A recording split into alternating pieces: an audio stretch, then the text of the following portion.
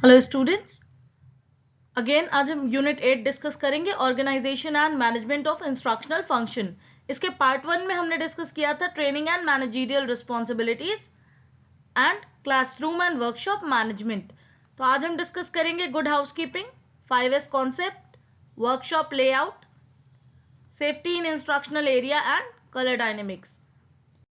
एक बार इसकी आउटलाइन देख लेते हैं। What we are going to discuss: good housekeeping, factors related to good housekeeping, advantages of housekeeping, preparation of layout, color dynamics, maintenance of records, safety in instructional area, 5S concept and the pillars of 5S concept. So good housekeeping का मतलब है जो teaching learning process है to make it more effective. और ये कब effective होगा? जब हमारी सराउंडिंग्स, हमारा एनवायरमेंट अच्छा होगा। और कैसे अच्छा होगा? जब क्लीनलीनेस होगी, जब जो इक्विपमेंट्स है वो प्रॉपरली काम कर रहे होंगे। तो गुड हाउसकीपिंग से क्या मतलब निकलता है? जो लर्नर को, ट्रेनीज को ऐसा एनवायरमेंट दे सकें जो कि पॉजिटिव लर्निंग के लिए बेस्ट सूटेबल हो, जो सबसे अच्छा हो, उसे ही हम कहेंगे गुड हाउसकीपिंग। और इसका मतलब क्या निकलता है? इसका मतलब निकलता है to keep all the facilities in good condition. जितनी भी फैसिलिटीज हैं, जो इक्विपमेंट्स हैं, वो कैसे हो? वर्किंग कंडीशन में हो, गुड कंडीशन में हो और सेफ हो। आपसे हमारी लास्ट वीडियो में भी जब बात हुई थी तो हमने क्या डिस्कस किया था? फर्नीचर कैसा हो? कंफर्टेबल हो। और जो सराउंडिंग्स है, जो एनवायरमेंट है, कंडीशंस है, वो कैसी हो? हाइजीनिक हो, साफ सुथरी हो। अगर हर जगह गंदगी होगी तो काम करने में मन नहीं लगेगा, और जब काम अच्छा नहीं होगा तो टीचिंग लर्निंग प्रोसेस की इफेक्टिवनेस भी कम हो जाएगी। So what does it mean? It mean clean and even floor spaces. जो फ्लोर है वो इवन हो, टूटा फूटा नहीं हो। जैसे कहीं पर गड्ढे हैं तो उससे क्या होगा? एक्सीडेंट ज्यादा होगा, है ना? तो और कैसा हो? क्लीन हो। Correctly painted walls and ceilings. जो क्लासरूम की या वर्कशॉप की छतें हैं और दीवारें हैं, वो कैसी हो? वो करेक्टली पेंटेड हो, गलत रंग ना लगे हो। अभी हम कलर डायनेमिक्स पे डिस्कस करेंगे कि वॉल पर कौन सा कलर जाना चाहिए, सीलिंग पे कौन सा कलर होना चाहिए, टाइल्स के कलर क्या होने चाहिए, ये सारी चीजें विल डिस्कस। जो स्टोरेज स्पेस है और एसल्स, एसल मतलब होता है पाथवेज, जो दो चीजों के बीच में, जैसे दो टेबल्स हैं उनके बीच की जगह, वो करेक्टली मार्क्ड हो। और कम से कम 4 फीट की जगह होनी चाहिए दो वर्क बेंचेस के बीच में, ताकि एक की वजह से दूसरे को कोई डिस्टरबेंस ना क्रिएट हो।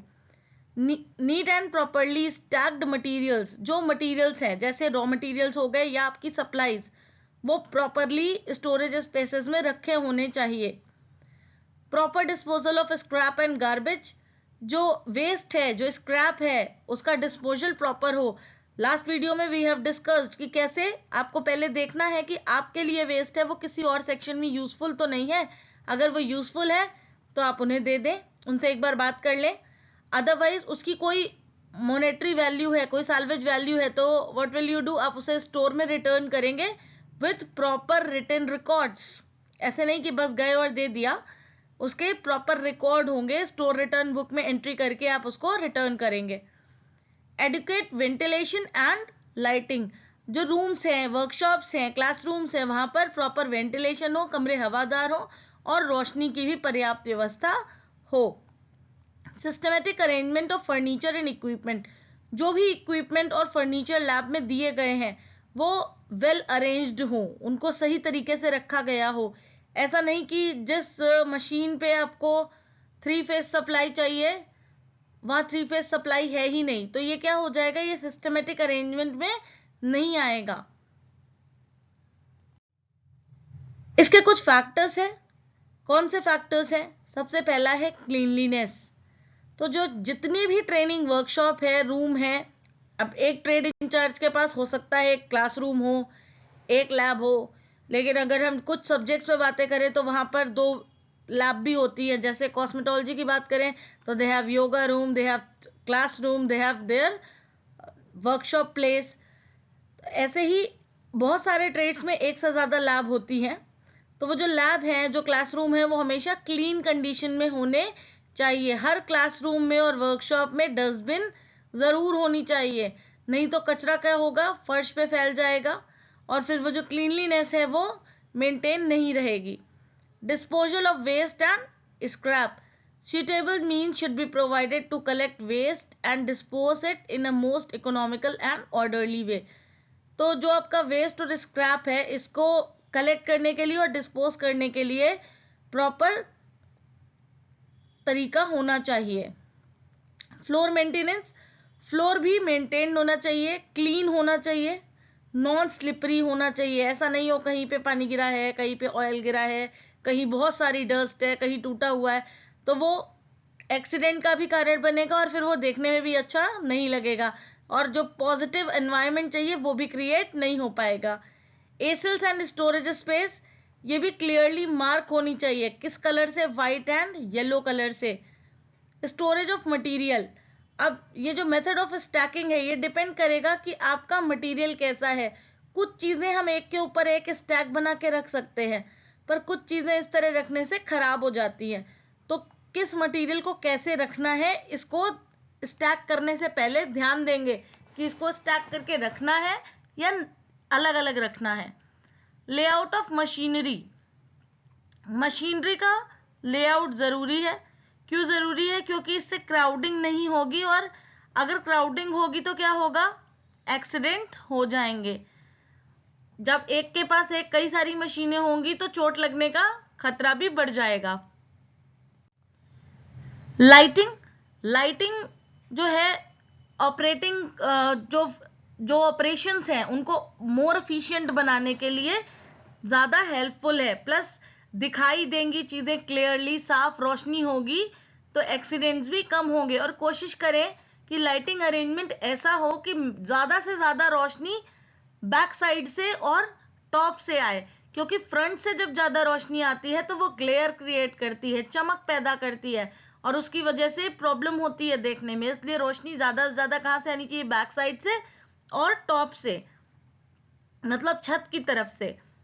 कलर डायनेमिक्स का ध्यान रखना है, हमेशा ब्राइट और कॉन्ट्रास्टिंग कलर्स का इस्तेमाल करना है, लेकिन ये देख करके कि क्या वो कलर्स उस काम के लिए यूज हो सकते हैं या नहीं। जैसे हम छत को बहुत कलरफुल, बहुत ब्राइट नहीं बना सकते, हम उसमें रेड येलो कलर्स नहीं लगा सकते, कारण अभी कलर डायनेमिक्स में विल डिस्कस।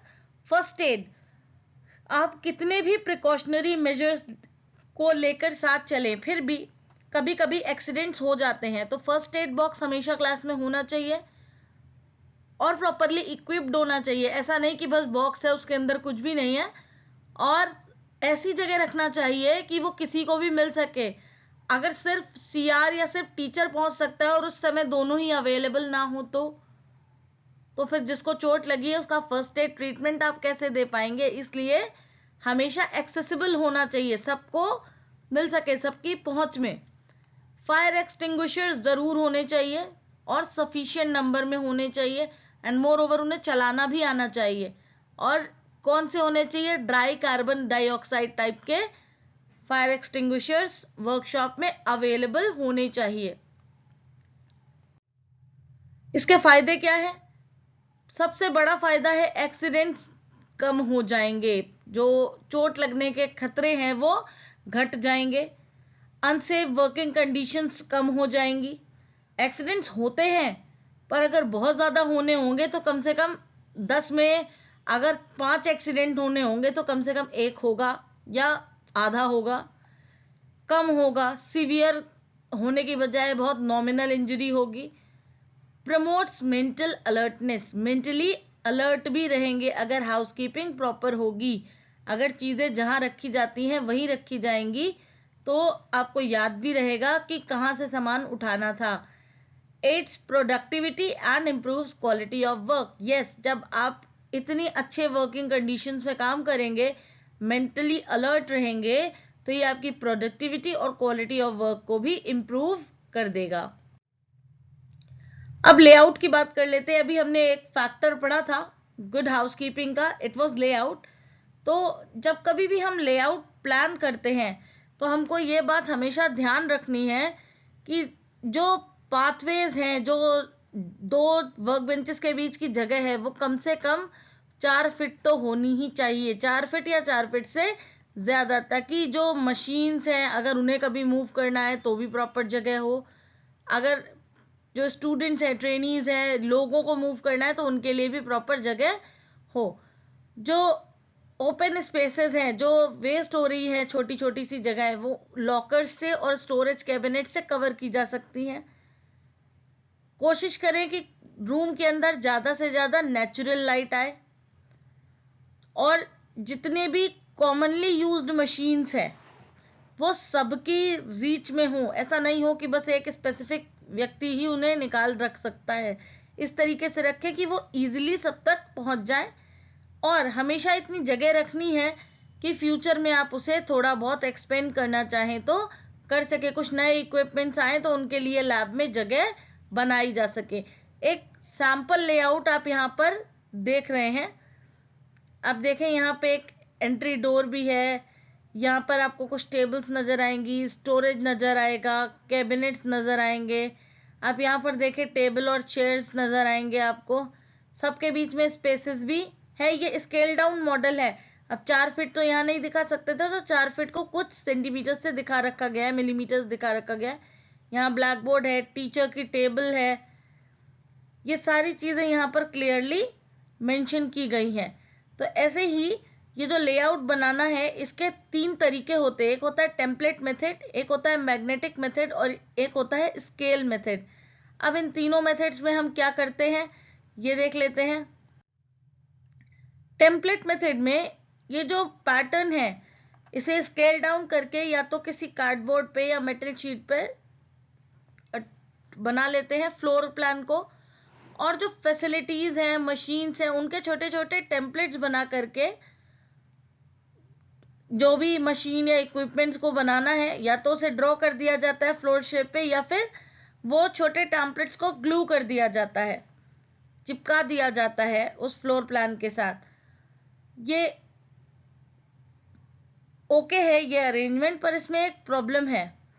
इसमें प्रॉब्लम ये है कि आप कभी फ्यूचर में से चेंज करना चाहेंगे तो क्या होगा, ये थोड़ा मेसी हो जाएगा, क्योंकि ग्लूड है ना। आप उसे हटाएंगे तो अगली बार क्या होगा, आपको दोबारा से अगर आप कुछ नया करते हैं तो आपको टेम्पलेट मेथड में फिर से पूरा लेआउट दोबारा बनाना पड़ेगा। लेकिन इसका एक एडवांस्ड वर्जन है हमारे पास, मैग्नेटिक टेम्पलेट। यहाँ पर मैग्नेटिक टेम्पलेट्स को यूज किया जाता है। जो फ्लोर प्लान है वो तो मेटल प्लेट होगी, और जो टेम्पलेट्स है वो मैग्नेटिक कोर के साथ होंगे। तो स्टेपलिंग और ग्लूइंग, इसकी जो ज़रूरत थी जो हम टेम्पलेट मेथड में करते थे, वो रिमूव हो जाएगी, और जो टेम्पलेट्स हैं उनका मूवमेंट इजी हो जाएगा। अगर आप उनकी प्लेस चेंज करना चाहते हैं तो आप आराम से उसे चेंज कर पाएंगे। और ये जो टेम्पलेट्स हैं, ये मिनिएचर मशीन्स होते हैं, छोटी मशीन, छोटी सी चेयर, टेबल, तो ये ज़्यादा रियलिस्टिक लुक देते हैं और ज़्यादा अच्छे लगते हैं। ऐसे ही स्केल मॉडल की बात कर ले, तो स्केल मॉडल ये 3D मॉडल है। जैसे कुछ भी आपके पास अवेलेबल है, कोई कैंपस है, कोई रूम है, रूम के इंटीरियर्स हैं, ये उसका 3D मॉडल है। इसमें फायदा ये है, बहुत अच्छे लगते हैं देखने में, काफी रियल लगते हैं, लेआउट इजीली क्लियर हो जाता है, ट्रबल स्पॉट भी इजीली क्लियर कर सकते हैं हम लोग कि कहाँ पे प्रॉब्लम आ रही है, और जो स्पेस का यूज है वो सबसे ज्यादा क्लियर हो जाता है। जो नोएडा के स्टूडेंट्स होंगे, आप देखेंगे आपका जो मीटिंग हॉल है उसके बिल्कुल बाहर, कॉन्फ्रेंस हॉल के बाहर में एक 3D मॉडल आपका इंस्टीट्यूट का रखा हुआ है। और कभी कोई बच्चा नोएडा जाता है तो वहां पे भी देख सकता है कि वहां पर 3D मॉडल रखा है। आपने कभी किसी टेम्पल के बाहर भी देखा होगा, 3D मॉडल रखा होता है पूरे प्रोजेक्ट का, उसे हम कहते हैं scale model. Colour dynamics, colour dynamics की जब हम बात करते हैं तो सबसे पहले हम बात करते हैं कलर्स की। कलर्स हमारी लाइफ में बहुत इंपॉर्टेंट रोल प्ले करते हैं। हमारी आसपास की सराउंडिंग्स को, वर्क प्लेस को बहुत एफिशिएंट, बहुत ब्राइट बनाने के लिए, और कह सकते हैं पॉजिटिव बनाने के लिए कलर्स का इंपॉर्टेंट रोल है।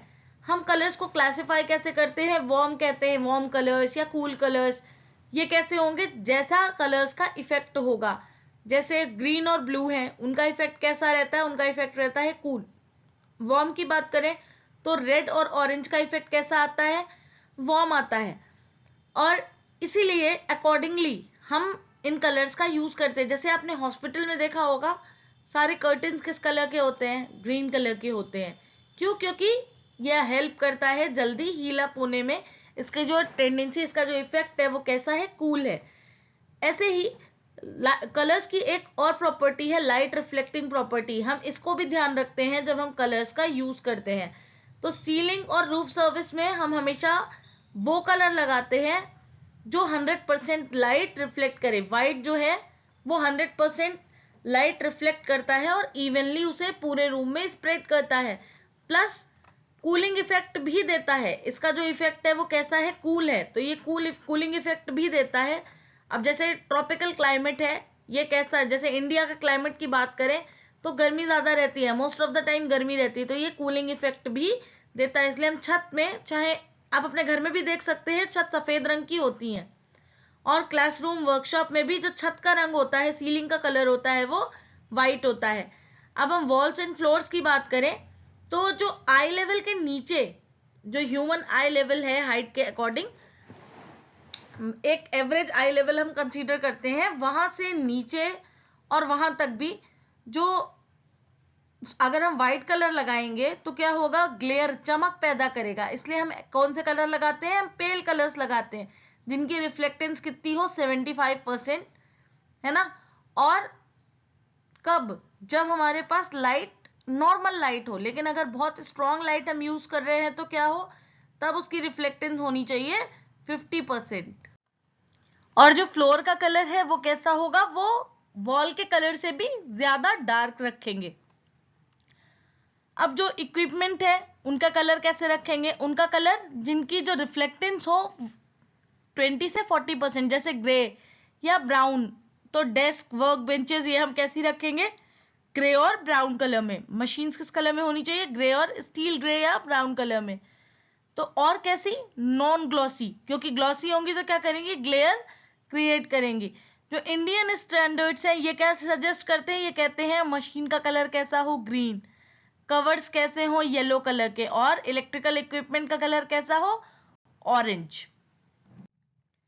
फायर एंड सेफ्टी इक्विपमेंट्स की जब हम बात करते हैं तो इनके ऊपर कलर्ड पैच होते हैं। वैसे नॉर्मली आपने देखे होंगे ये रेड कलर के होते हैं, और रैपिड लोकेशन पे जहां इजीली जल्दी से पहुंचा जा सके इमरजेंसी की कंडीशन में, वहां रखा जाता है इनको। नॉर्मली आप इन्हें वॉल पे देखते होंगे।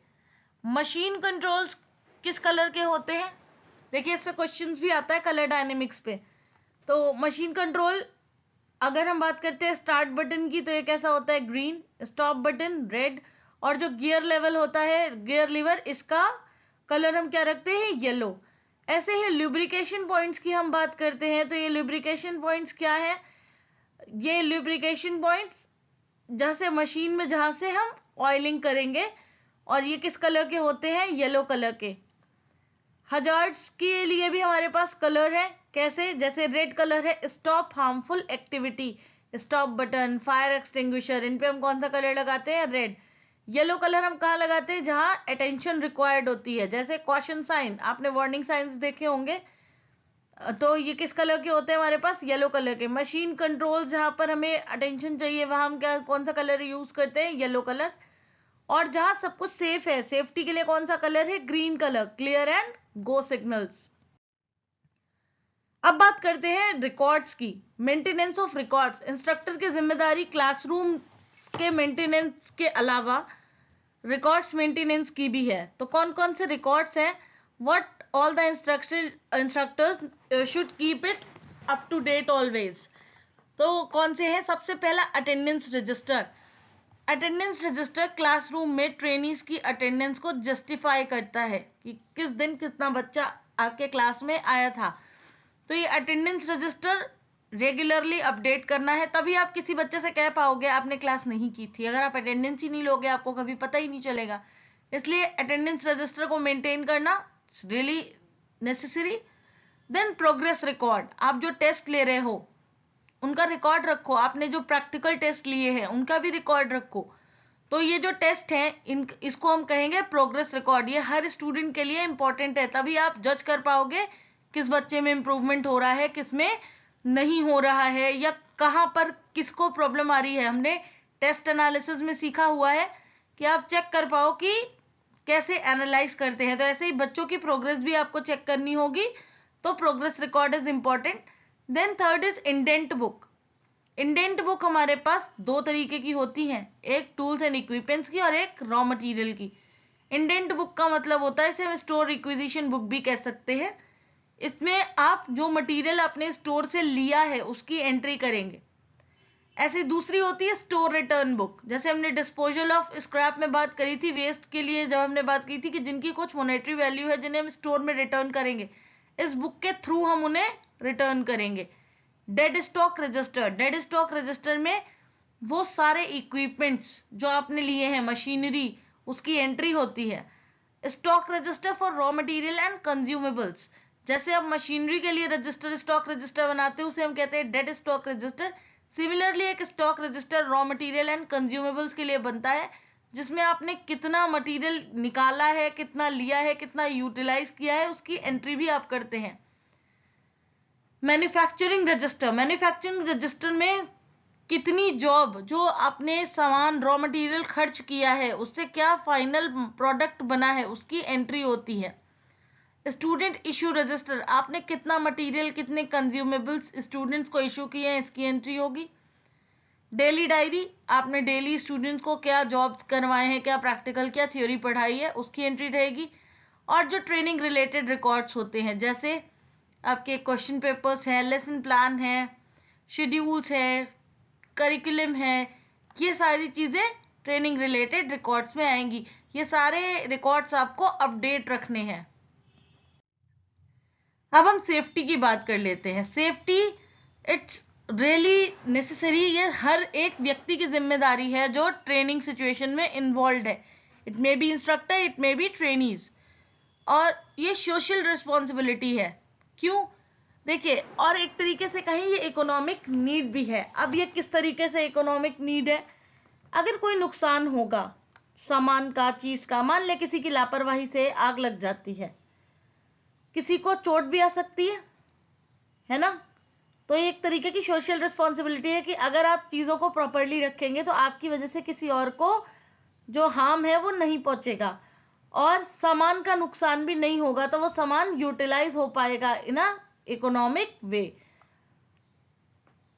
अच्छा, जो इफेक्टिव सेफ्टी प्रोग्राम है, अगर हम उसकी बात करें तो उसमें क्या क्या होना चाहिए? सेफ्टी एटीट्यूड्स, सेफ्टी नॉलेज, जानकारी होगी तभी आप सेफ वर्क हैबिट्स को अपना पाएंगे, और सेफ वर्क एनवायरनमेंट। ये कैसे अचीव किया जा सकता है? आप स्पेशल क्लासेस चलवा सकते हैं, खुद भी ले सकते हैं, और डिपार्टमेंट भी होते हैं, उनके थ्रू भी आप ये क्लासेस चलवा सकते हैं। एक सेमिनार जो है वो करवा सकते हैं। सेफ्टी पोस्टर्स लगा सकते हैं, और जो सेफ्टी चेकशीट्स हैं डेली की, उन्हें अपना करके बहुत सारे एक्सीडेंट्स को आप होने से रोक सकते हैं। इसके साथ ये भी जानना जरूरी है कि एक्सीडेंट्स होते क्यों हैं। इसके दो कॉजेज होते हैं, एक ह्यूमन कॉज होती है और एक और भी कारण होते हैं।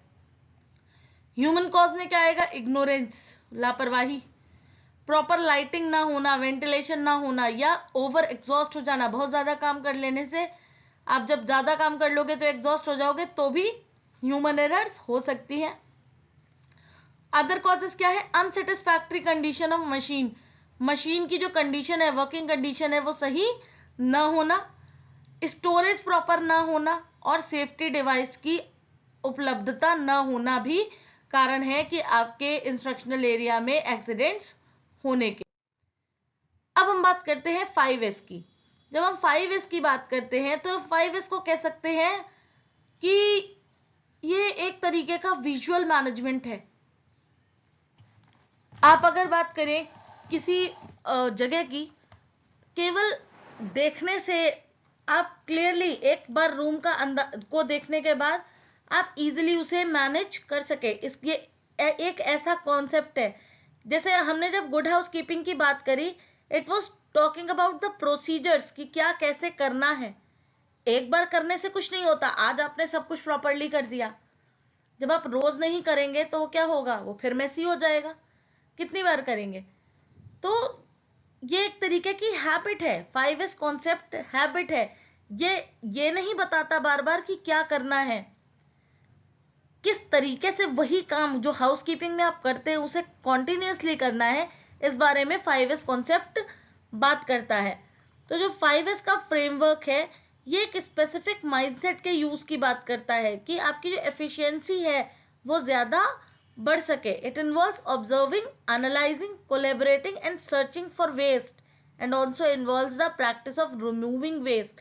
ये सिर्फ वेस्ट को निकाल नहीं रहा है, ये उसको प्रॉपरली रिमूव भी कर रहा है। तो ये 5S को हम क्लियरली एक बार देखें। 5S स्टैंड्स फॉर, अगर हम जापानीज जो इसका ओरिजिन है उसकी बात करें तो सीरी, सेटन, सीसो, सिकेत्सु एंड शिजुके। लेकिन यही बात अगर हम इंग्लिश में करें, we both like me also, और आप लोग भी मुझे नहीं लगता जापानीज जानते होंगे। तो जो इंग्लिश में इनका मतलब है वो क्या है? सीरी मतलब है सॉर्ट। सॉर्ट का मतलब अलग अलग करना, एक तरीके की चीजें एक साथ, है ना। जिनका यूज हो रहा है उनको सामने रखना, जिन चीजों का यूज नहीं हो रहा है कैटेगरी वाइज सॉर्ट आउट करना, है ना। और सेट इन, सेट इन का मतलब है सेट इन ऑर्डर, एक तरीके से क्रम में लगाना। सीसो, सीसो का मतलब होता है शाइन, और शाइन कब होगा? जब आप उसे क्लीन रखेंगे।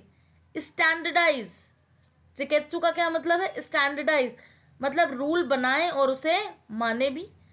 और सस्टेन, सस्टेन कब करेगी ये चीजें? जब ये आदत बन जाएंगी। तो शॉर्ट का क्या मतलब है? When in doubt move it out. अब जो भी चीजें आपके काम की नहीं है उन्हें अलग कर दें। Set in order, set in order का मतलब होता है a place for everything and everything in its place. हर चीज के लिए एक जगह हो और हर चीज अपनी जगह पर भी हो, उसे हम कहते हैं सेट इन ऑर्डर। ये नहीं है कि फिर रखा ही रहना है, काम भी करना है, काम करने के बाद उसे वापस कहाँ रख देना है? जहां से आपने उसे उठाया था। शाइन, क्लीन एंड इंस्पेक्ट, और इंस्पेक्ट थ्रू क्लीनिंग।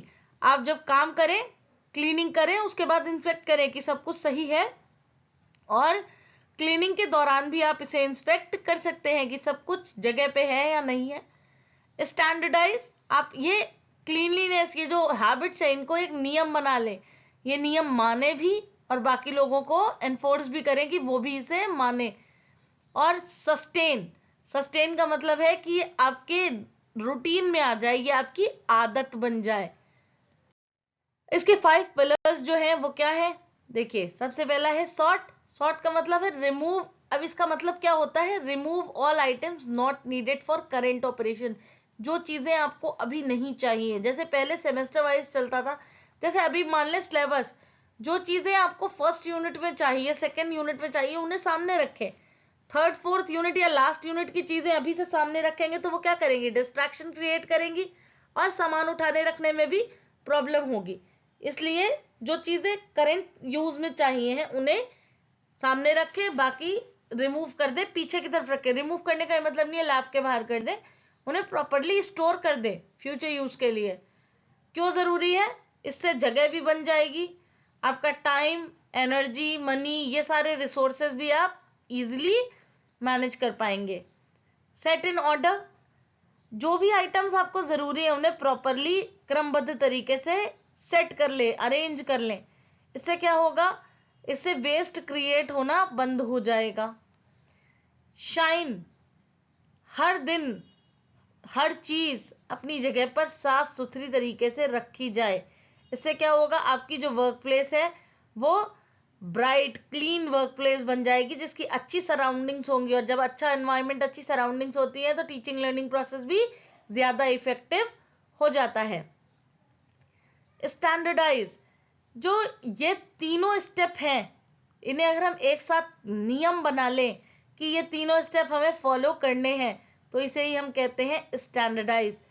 और ये क्या करेगा? ये तीनों रूल्स को इम्प्लीमेंटेशन के लिए हेल्पफुल है। आपने नियम बना दिया कि हर व्यक्ति को ये तीनों चीजें माननी है, तो ये एक तरीके का स्टैंडर्ड सेट हो गया। एंड फाइनल इज सस्टेन, या जिसे हम कहते हैं जापानीज में शिजुके, that is instil discipline necessary to avoid backsliding. तो जो स्टैंडर्ड आपने तय किया वो एक आदत की तरह बन गया, हैबिट की तरह बन गया, और वो डिसिप्लिन जो है, जो जरूरी था कि आपकी जो क्लीनलीनेस है, जो ये तीनों स्टेप है, ये मेंटेन रहे, इसके लिए जो इसके परिणाम आते हैं वो कैसे आते हैं, एक अच्छी ब्राइट वर्क प्लेस में। ये कब पॉसिबल था, जब सब लोग इसको नियम की तरीके से फॉलो करते और दूसरों से भी फॉलो करवाते, तभी ये जो सस्टेनेबिलिटी है ये मिल पाती। तो आज हमने डिस्कस किए 5S कॉन्सेप्ट। तो 5S कॉन्सेप्ट और गुड हाउसकीपिंग दोनों जरूरी है। गुड हाउसकीपिंग आपको प्रोसीजर बताती है, आपको फैक्टर्स बताती है कि आपको कहां कहां पर कैसे कैसे काम करना है, पर 5S आपको बताता है कि how can you standardise this and how it become sustainable. आप इसकी सस्टेनेबिलिटी के बारे में भी बात करते हैं। Other than 5S in good housekeeping we have also discuss colour dynamics. Colour dynamics, 5S concept और गुड हाउसकीपिंग, इन तीनों से एग्जाम में क्वेश्चन आते हैं। कलर डायनेमिक्स में हमने कलर्स के बारे में बात की, कहां पर कौन से कलर्स हमें इस्तेमाल करने हैं, कौन से कलर्स हमें इस्तेमाल नहीं करने हैं। तो इस यूनिट का ये पार्ट 2 था। ये यूनिट यहाँ पे कंप्लीट होती है। नेक्स्ट वीडियो में हम बात करेंगे काउंसलिंग एंड मेंटरिंग की। Thank you students.